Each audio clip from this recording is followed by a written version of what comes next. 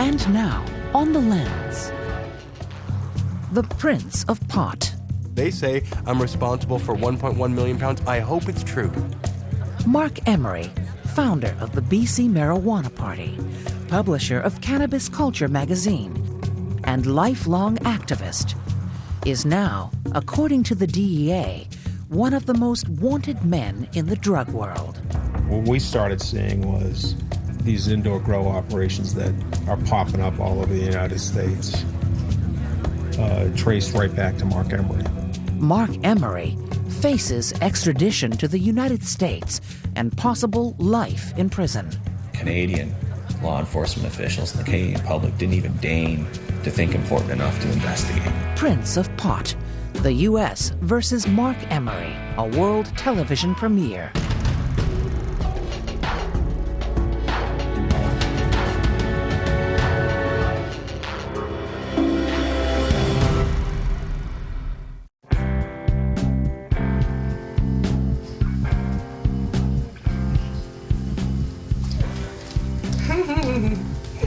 Mr. We're gonna have to get it sweet. Put a sleep right away. Oh. I'm gonna make tea.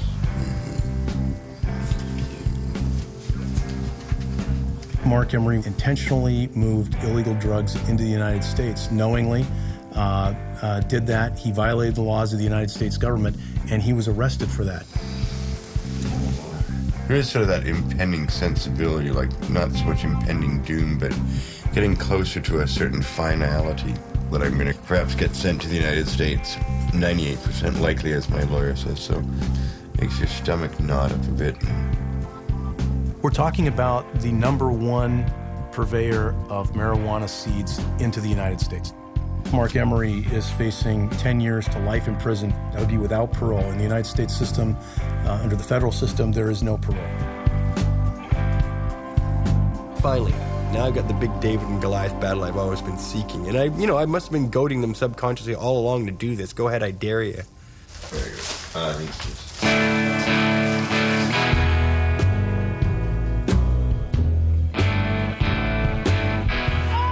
I was surprised when 2 summers ago, the long arm of U.S. law enforcement reached across the border into Canada and busted 3 Canadian pot activists, the so-called Prince of Pot, Marc Emory, and 2 of his employees, Greg Williams and Michelle Rainey. They were arrested by Canadian police, but at the request of the U.S. Drug Enforcement Administration, or DEA. These guys are working for the United States. The next surprise was that the U.S. government charged them with drug trafficking, which means they now face a long extradition process that could lead to a life sentence without parole in an American jail. Their crime? Selling marijuana seeds, 10 per packet, to American customers through Marc Emory's mail-order marijuana seed business. I'm pleased to announce that that business is out of business, effective today. They say I'm responsible for 1.1 million pounds. I hope it's true. I hope it's true. That would be great. That'd be my legacy. I produce more marijuana than anybody else on the planet except God himself. Whatever your opinion is on pot, a life sentence seems like overkill. For me, it's not so much about seeds, but sovereignty.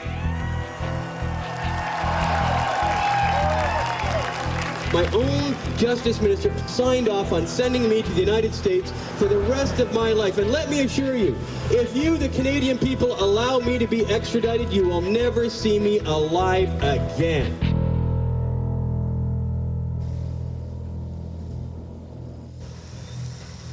I met him online. I wanted to learn about cannabis and activism, and he intrigued me. He was just very sweet and kind and intelligent, and he taught me a lot.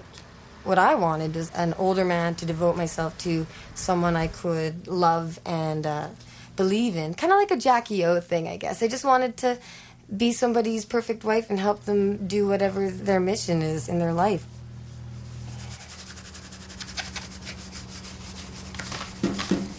Quick one hit and then we gotta go. I was actually anti-drugs. I thought pot was bad and killed you. And when I finally smoked pot for the first time, it's really the revelation that people need, because you realize that there's one lie, and it's a big lie, and it's that pot is bad. You know, that's a simple thing to say. There's a lot more to it. But you start questioning everything.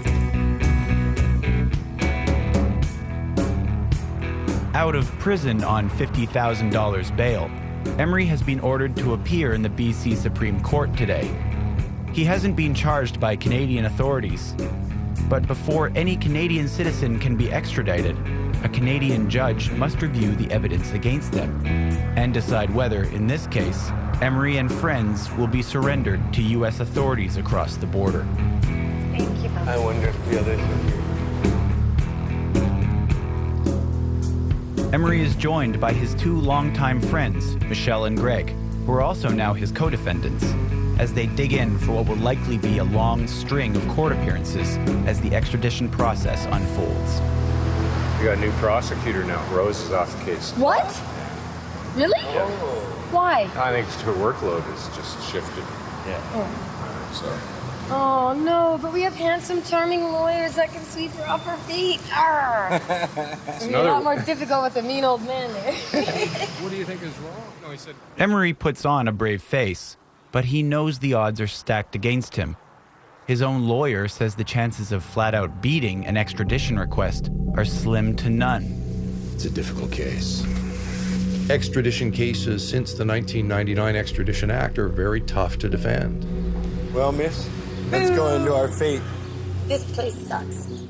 The Minister of Justice has the ultimate decision. I am unaware of a single case in Canadian history where the Minister of Justice has declined to surrender somebody where a committal order has been made.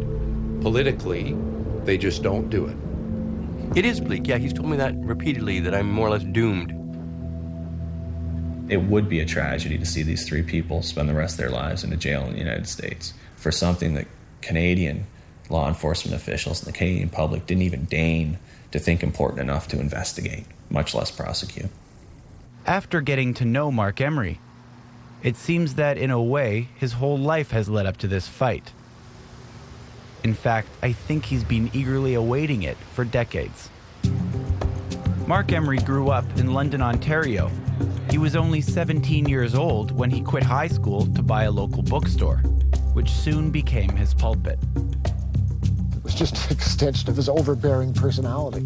Almost immediately, it started becoming a place where political debate would take place.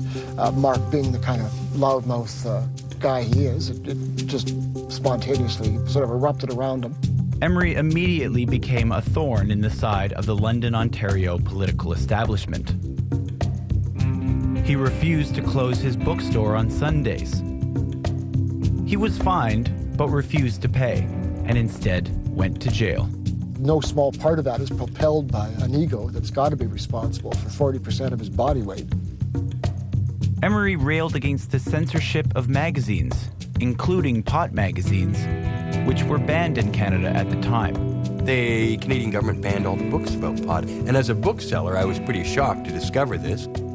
We have been made enemies of the very people we pay taxes to keep afloat. And it's time we turned around and told them, fuck you. Emery openly began selling the banned materials. Marc was desperate to be charged so we could raise a constitutional challenge. He actually sold the books right outside the police station, the London police station, and sold them out there, thinking they've got to bust me now, I'm on their property, and they didn't touch them. Frustrated, Emery cranked it up a notch. He marched into the London police station and tried to file charges against himself. The police still wouldn't bite. You want to leave a living legacy, get out and break those goddamn laws, because if you don't do it, they ain't going anywhere. After 18 years of trying to change antiquated laws, Emery was getting fed up and hung up his activism hat for a while. Well, adios. Years later, he relocated to Vancouver with a humble goal: to start a hemp and marijuana revolution.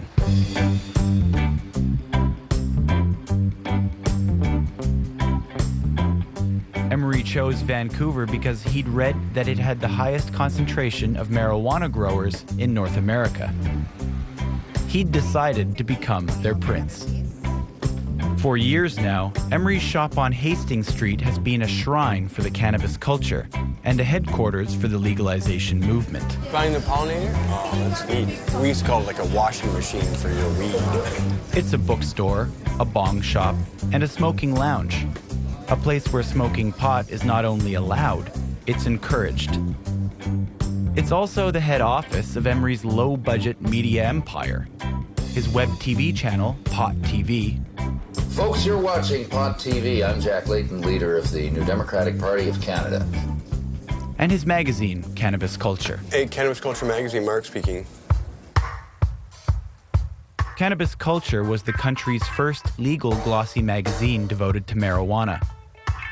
Today, Emery is the publisher and editor, his bride Jody, his co-editor. Hold on a sec. Hey, Jody, that Humboldt story's got to be done right now. He's all ready to lay it out. All right, can he work on a different article for now? What's that?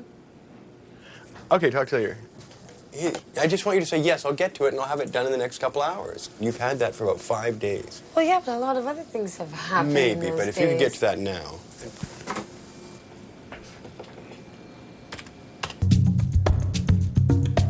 The magazine's manifesto vowed to campaign to legalize pot, and Emery's catchphrase, overgrow the government, became a battle cry of the movement. Hey guys, make sure you check out the new issue of CC. It actually has his voter guide in it. Mark has broken it down state by state, district by district, who is the best person for representing the drug culture and the marijuana culture in the United States.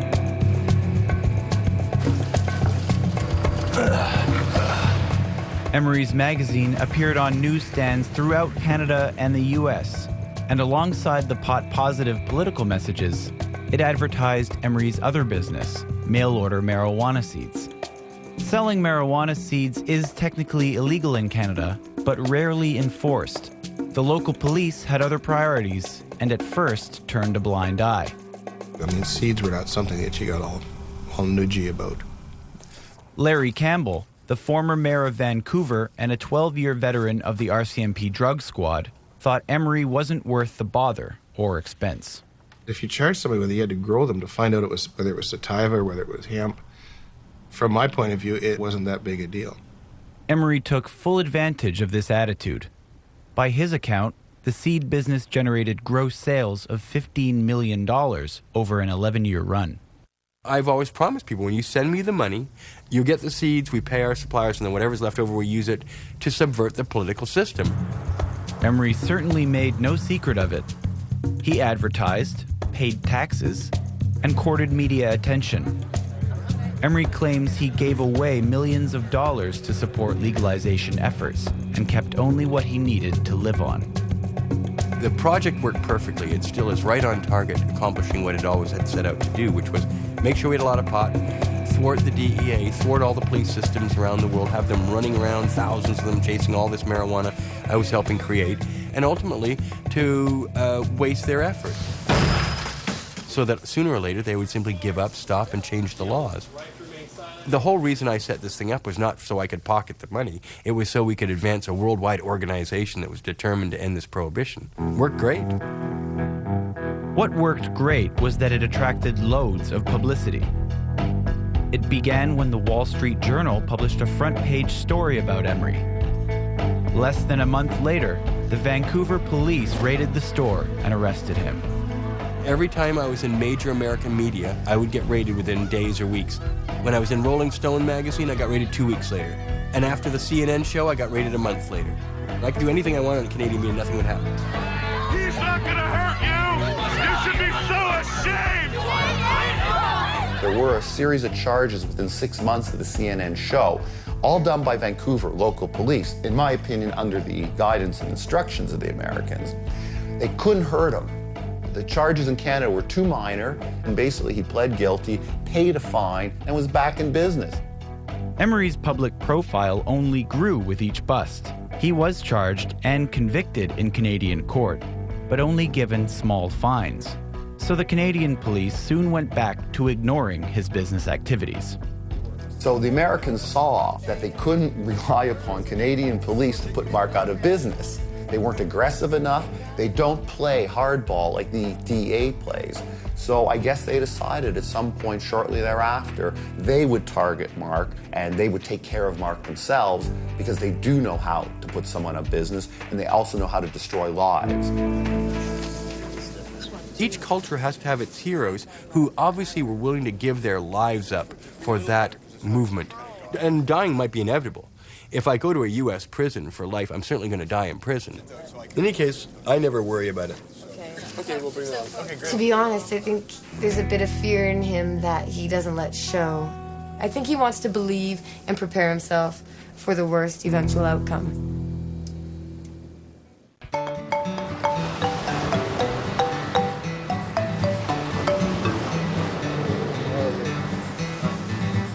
Your arm's gonna take the There's people walking by going, what are they doing?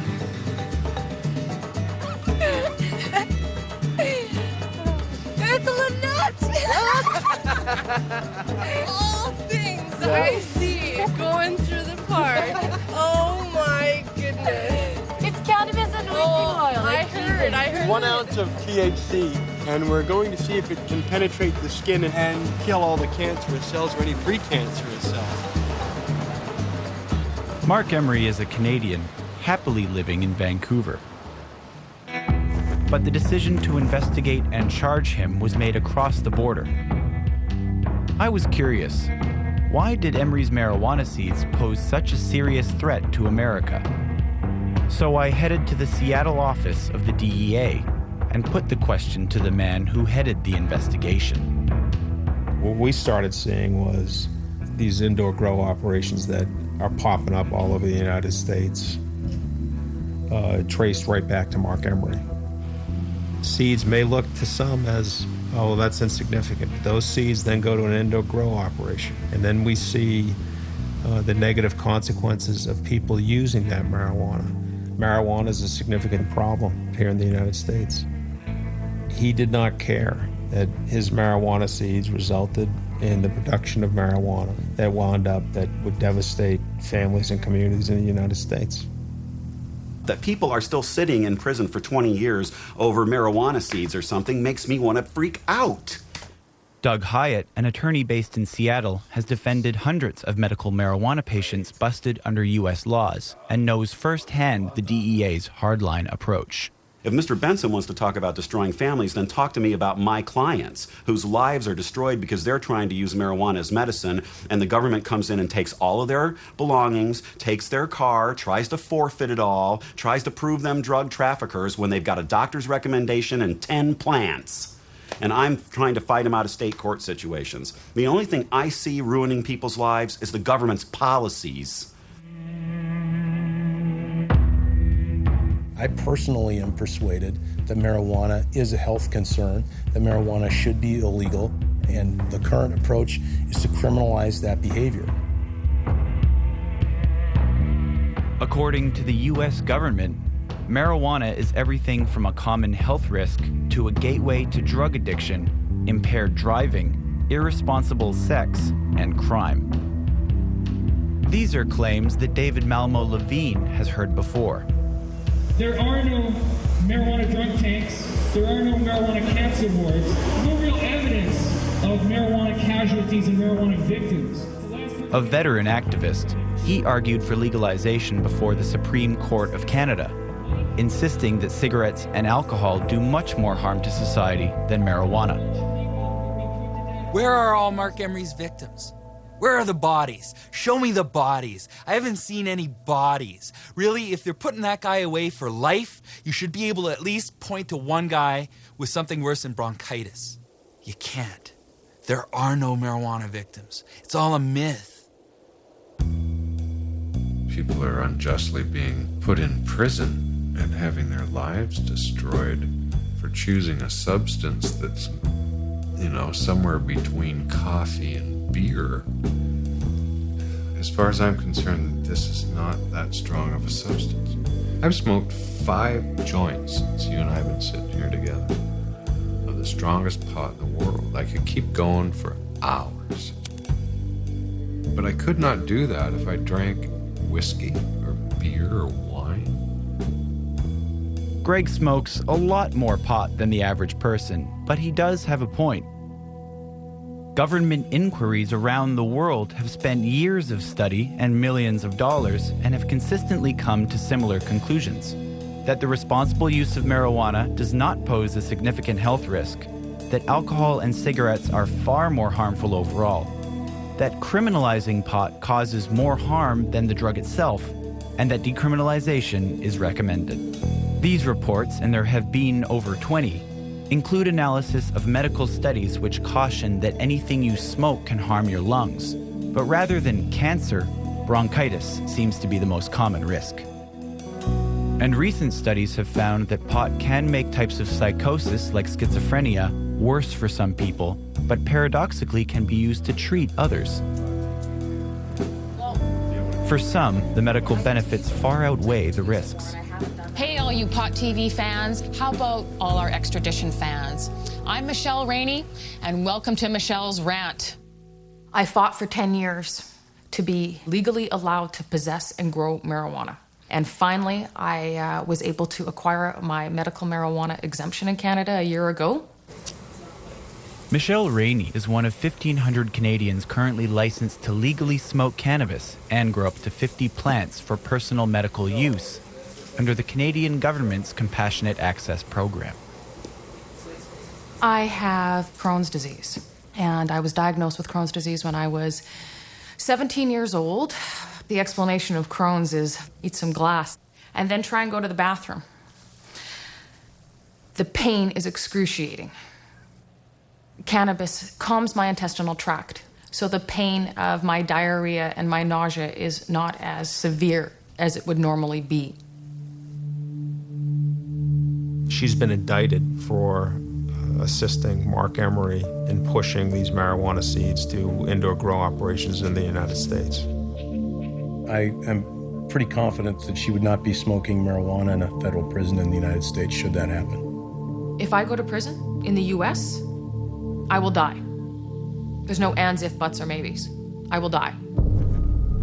Sticking to their mantra that pot causes drug addiction and has no medical use, the U.S. government continues to enforce some of the harshest drug laws in the world. But still, how can any person face life for selling marijuana seeds? Well, in the United States, federal sentences for pot are based on the amounts involved. One marijuana seed is considered equal to one plant. 100 plants equals a prison sentence of 5 to 40 years. 1,000 plants, 10 years to life, all without parole. By that logic, Marc Emory, who is accused by the DEA of sending over 2 million seeds to the U.S., qualifies for a life sentence 2,000 times over. He kept challenging DEA, challenging U.S. Department of Justice, challenging everything going on there. When you do that, it's inevitable that they're going to come after you. You don't put a stick in Superman's eye. On the day Emery was arrested, a DEA press release declared that Emery was, in the U.S. government's opinion, one of the top 46 drug traffickers in the entire world, and the only one in Canada. That is so ridiculous.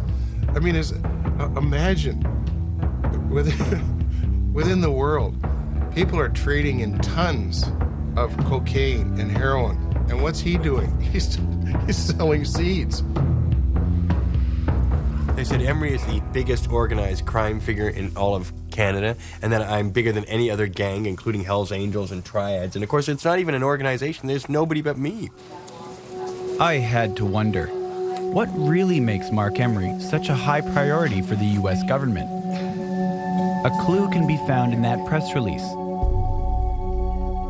DEA head Karen Tandy stated that Emery's arrest is a blow to the marijuana legalization movement and legalization groups active in the United States.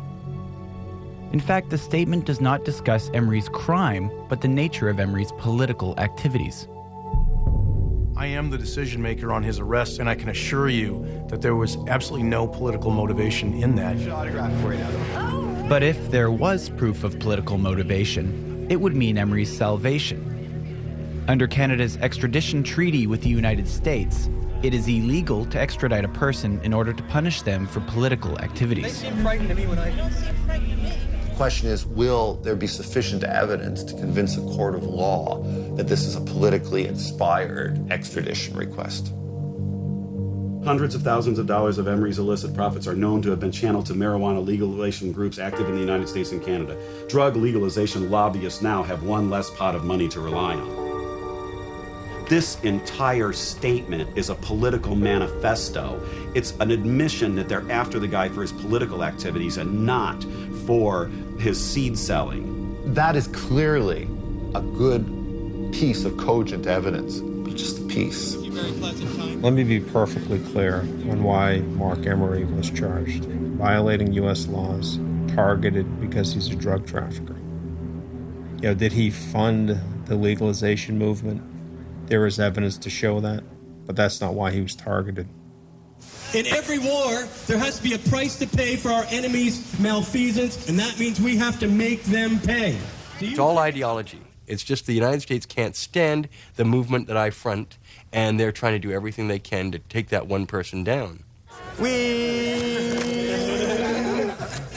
one thing that I am certain about, beyond a shred of a doubt, that Marc was targeted because he's a political activist. On the political side, Canada and the United States are like best friends forever. So if we changed our law, it'd be very hard for them to support their laws. They had to send a chill. Marijuana does not impair... So they had to step in and basically silence the most vocal activist in Canada, and the only activist, this is what's important, the only activist who was an entrepreneur, who could make money. There's no benefactors in Canada other than Marc. People relied upon Marc. We must wage what I have called total war against public enemy number one in the United States, the problem of dangerous drugs. In the pot-fueled hippie and anti-Vietnam War era of the 70s, Nixon declared war on drugs and set up the Drug Enforcement Administration. In an attempt to cut off the supply of drugs coming into America, the DEA went after producers around the world, extraditing those arrested to the United States to be tried and punished under American law. But by any measure, the strategy has not been successful. Marijuana is freely available in the U.S., and the rate of marijuana use among Americans is now roughly double what it is in Holland, where pot is decriminalized. The United States has spent, some say, perhaps as much as $1 trillion US dollars fighting its war on drugs. In Ottawa, Eugene Oscapella, a lawyer and criminology professor, runs a small, independently funded drug policy watchdog group. The United States now incarcerates 1/4 of all the human beings imprisoned on Earth. Punishment doesn't work. Just look south of the border. All you gotta do is look south, and you're gonna see a colossal failure of the prohibitionist model.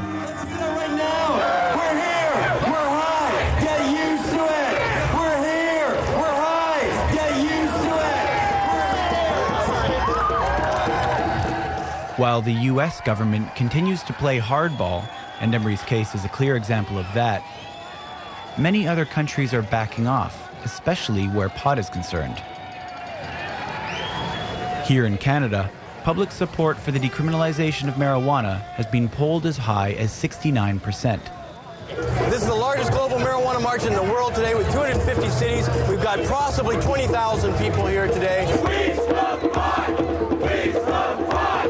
We smoke pot! To some extent, this trend has been stoked by Emery's relentless campaigns. I think they targeted Marc because Marc was putting his money into changing the laws. Now, in Great Britain, it's not illegal to sell marijuana seeds, right? So you can't be extradited from the United Kingdom for selling marijuana seeds. They're safe. There's been seed sales out of the Netherlands for decades. There's continuing seed sales out of Canada. And there's seed sellers in the United States. They're just not engaged in political reform and therefore not putting bullseyes on their back as Marc did. And I am never going to retreat. I want to overthrow the governments of the United States. I want to overthrow the government of Canada. There should be candidates everywhere. Anyway, I'm from Ontario. In part spooked by attitudes on this side of the border, the U.S. government continues to step up enforcement. And I was surprised to discover the DEA staffs and operates permanent offices in Canada. We have a country office in Ottawa, and we have an office in Vancouver. We know that the DEA operates in many other countries and runs roughshod over the sovereignty of many other countries. So is there any reason to think that they don't do the same in Canada? We do not have police powers in Canada. We are there strictly in a liaison capacity. Why do we even have the DEA in Canada? I mean, we've actually been trying to find that out, by the way. Libby Davies, Member of Parliament for Vancouver East, has a special stake in the issue. She represents the city's drug-ravaged downtown east side, and coincidentally, Marc Emery's neighborhood. I think this has everything to do with political pressure from the United States. We should be developing our own made-in-Canada policies. We should not be bowing to U.S. pressure. How are they influencing Canadian law enforcement and political policy? It should make us very, very nervous. Our relationship with the RCMP is absolutely rock solid. Oh, say, can you see by the dawn's early light? In May 2006, the annual DEA conference was held in Canada for the first time. Top DEA officials came in from Washington, along with high-ranking drug agents from over 80 countries, all in partnership with the DEA. And I joined the gathering.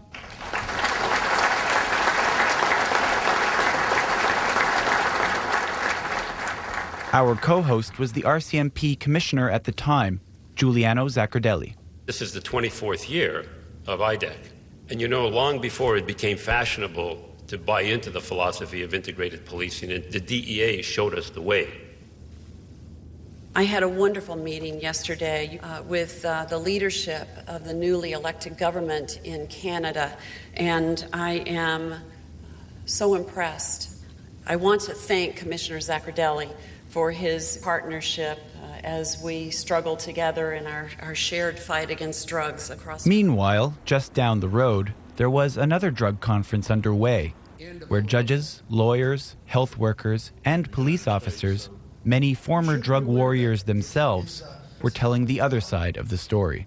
We have approached the problem now for 90 years in the United States with only one strategy: spend more money, arrest more people.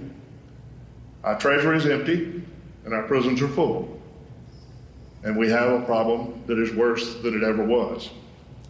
And seeing all these police officers articulately and accurately frame the problem with the war on drugs is really a refreshing and wonderful thing. Back at the Drug Enforcement Conference, I got the chance to ask why the United States ranked Emery the #1 drug trafficker in Canada. Here in Canada, there is a public perception that perhaps marijuana isn't as serious as the other drugs. How do you justify putting Emery above the Hells Angels and the Asian gangs who traffic the hard drugs? There is not one above another on the list. It is a composite list of the most wanted traffickers, manufacturers. But there are no other excuse me. And for us in the United States, the risk to the youth from marijuana is substantial and has been... Rather than address whether in fact Marc Emery is a legitimate threat compared to organized crime, the subject is steered back to the preferred talking point: marijuana as a health threat. And I'm going to link back to the question from the gentleman here. When he talks about the Hells Angels, Asian organized crime involved in hard drugs, there's no such things as soft or hard drugs. We're talking drugs here. I could not agree more. There is no such thing as a soft drug or a hard drug, because what you have asked us about and termed as a soft drug is a drug that has addicted our children. Even though scientific research keeps finding that marijuana is not physically addictive, Candy continues to say it is, and the RCMP only nods. Stacy, why It looked to me that the RCMP serves as the DEA's Trojan horse for importing American drug policy into Canada. I've seen it worldwide, like I've indicated in Colombia. But influence with law enforcement is not the only way the U.S. government has pressured Canada to toe the line. It wasn't long ago that Canada was on the brink of decriminalization. We will soon introduce legislation to decriminalize possession of small amounts of marijuana. Don't start to smoke right away. There is a feeling that the serious threat posed by marijuana, and the marijuana in particular coming from Canada, is being ignored, and I think joking about it makes that worse. John Walters, the White House drug czar himself, was dispatched from Washington to personally deter us from legalizing pot. Oh, lordy, lordy, the Antichrist himself is coming to Vancouver. Good God. John Walters, the White House drug czar from the Imperial United States, is arriving in Vancouver next Wednesday. I would legalize this, and I would tax the living hell out of it. Larry Campbell met with the drug czar when he dropped in to visit Vancouver. The drug czar is an idiot. A complete and total idiot. I mean, he tried to explain to me that marijuana was the most dangerous drug and was the most addictive drug in the United period. And I didn't understand how that was. He's made it clear that they would shut our borders down. I mean, there's no question. I mean, this is all about threats. There was 5 tables of police officers from the Vancouver Police Department. They love John Walters. We have regrettably had over 25 years of intense experience with the drug problem in the United States. Well, there was also a table of 10 activists that I paid $500 for, and we heckled John Walters unmercifully all night long. As soon as he started telling lies about marijuana, we'd go liar, jailer, incarcerator, bullshit, and things like that, all night long. And he had lots of lies, so there was no end of us heckling him with words bullshit. Of the 6 million people who could benefit from treatment and need it in the United States today, 60% are dependent on marijuana. Lies. We humiliated him on TV and in a public forum, and he was furious. I'm a public official. What I say, what I'm responsible for, can be questioned and debated. I never heard of you. He came, he saw, he got his ass kicked. Yes, indeed. The showdown with the drug czar ushered in some heady days for the pot people. During the summer of 2003, decriminalization seemed imminent, and Emery smelled victory. He hit the road for what he called his Summer of Legalization tour, testing the rumor that legalization had already arrived.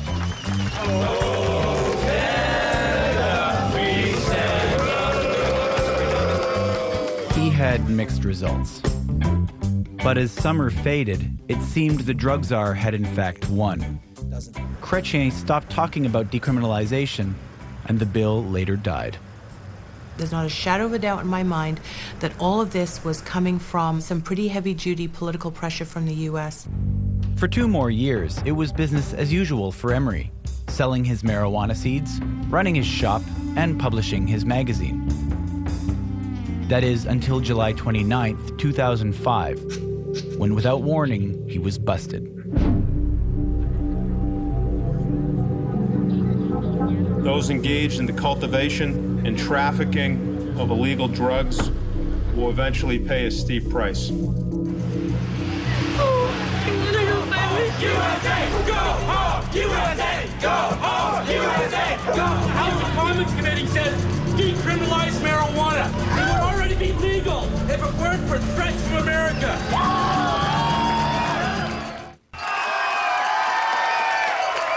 We are not just Canadians here, we are people of the cannabis culture, and we cannot rest until our people are free everywhere on earth.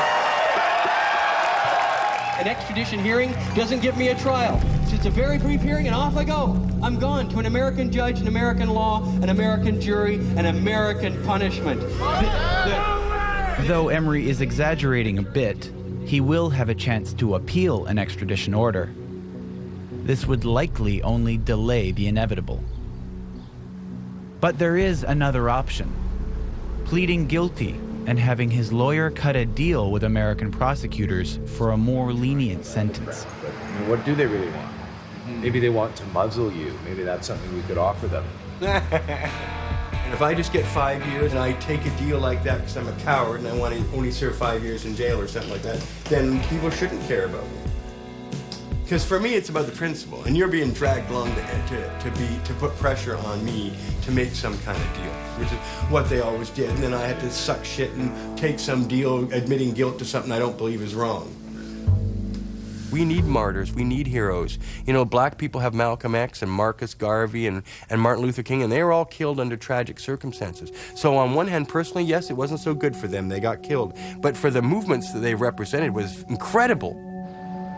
I would prefer, of course, to stay amongst my beloved friends and my cannabis culture, but whatever it takes, the ultimate goal is to legalize marijuana, set an example for the world, set an example for the United States, and stop being a satellite satrapy, a puppet state of the Bush administration. We have nothing to learn from America. Emery doesn't look forward to a U.S. prison cell, of course. But after decades of fighting, I honestly think he would be disappointed if he didn't get the chance to martyr himself for the cause. I think the average person in North America can't name one person in jail for pot. No, they probably can't. But if I were in What jail, does that have to do everybody with would know one person who shouldn't be there who's in jail for pot. Well, so what? We know a lot of people that shouldn't be in jail. I think that's for an why they important are. representation. Once he's over there, guilty plea, contested trial, whatever, I know how the Americans play ball. And they will be looking for the maximum they can get. And I believe they'll be looking for life.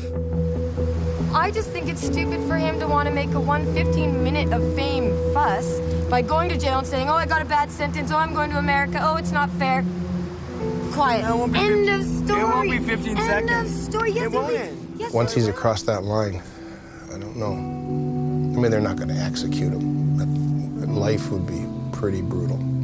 It's not going to accomplish anything by going to the States. Ian Donaldson tells me this. The story is hot for one day. Within a week, it's cooler. Within a year, it's ancient news. The only thing you can do is save yourself so you can keep working to change it so it won't happen again to anyone else. Well, there's a good argument there. They'll bury him so deep, they'll be sending him sunshine in a tin can. It's selfish for you to want to go languish in jail and pout and hope that people get angry enough to change the government's decision, which they won't. It's impossible. Ian told me as much. You're not sure? You don't even know the strategy, Mark. You're being ridiculous. It's nice to know you love me. No, you're being ridiculous. So that's my big plan. If I don't die in jail, I'm going to come back to triumph and they're going to elect me justice minister. And then I'll make pot legal and it'll be like a fairy tale ending.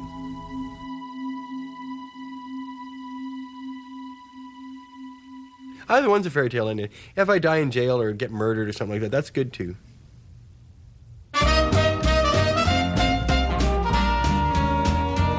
I got the reefer blues. I got the reefer blues.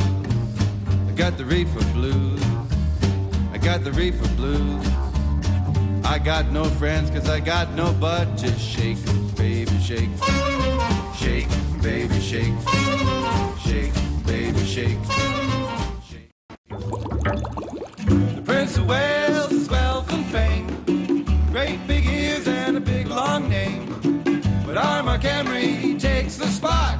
The whole world knows he's the Prince of Pot. He's the Prince of Pot. He's the Prince of Pot.